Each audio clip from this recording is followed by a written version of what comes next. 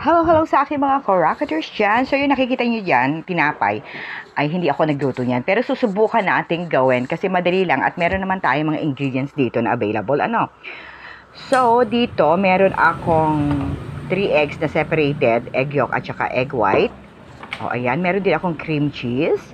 Meron din akong Himalayan o pink salt. Yan yung ginagamit namin nag-low carb. Yan.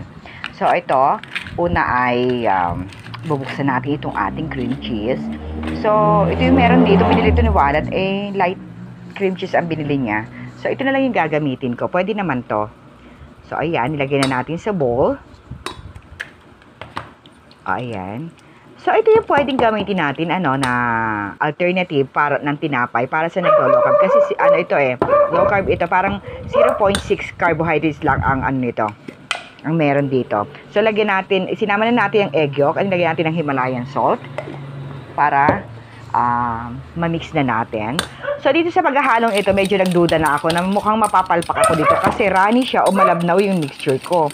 So, naisip ko, baka paano ko ito ihahalo sa aking mirang, babagsak ito tiyak. So, gawin mo, pero ito tuloy natin, gagawin natin itong mirang natin. So, ibibit natin ito.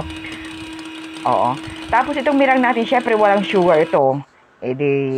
Hindi talaga ito magpipik na talagang yung katulad ng talagang mirang na nilalagay natin sa mga ano ba yung tawag na sa chiffon cake. So pero ito naging ganito na siya. So tuloy pa rin tayo ng pag-mix hanggang maging ganyan, hanggang magka-peak siya. And then ihahalo na natin dito. Kailangan dahan-dahan tayo para hindi bumagsak ang ating mixture. Ayan.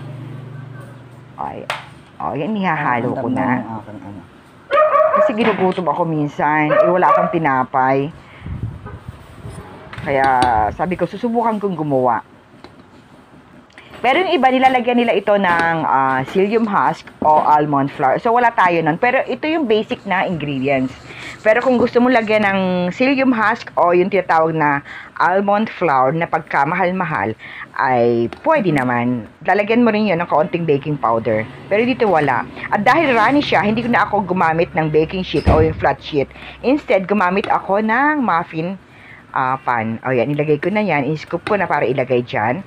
At sana naman ay sana maging ayos na ito. Kasi talagang kahit maging palpak ito, kailangan ko at mapaprosa akong kainin to kasi magiging sayang. So, ayan, nag-yield ako ng 8 pieces. Ayan, ganyan. Ilalagay ko dito sa sa oven.